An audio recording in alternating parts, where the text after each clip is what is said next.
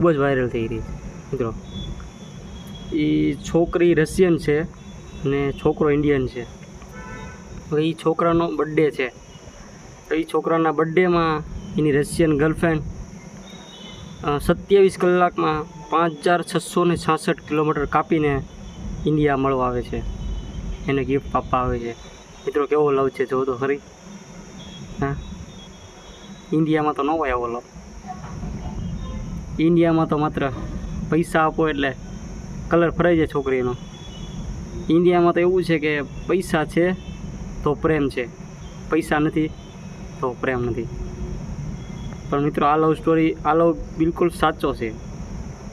અને તો જ આવ્યું હોય ને એક રશિયાથી ઇન્ડિયામાં, એ પણ બર્થડેમાં. નકર કોણ આવે? એ પણ 5666 કિલોમીટર કાપીને મિત્રો. આવો લવ લગભગ ઇન્ડિયામાં તો ન જોવા મળે, ભાગ્યે જ જોવા મળે 10%, બાકી ન મળે.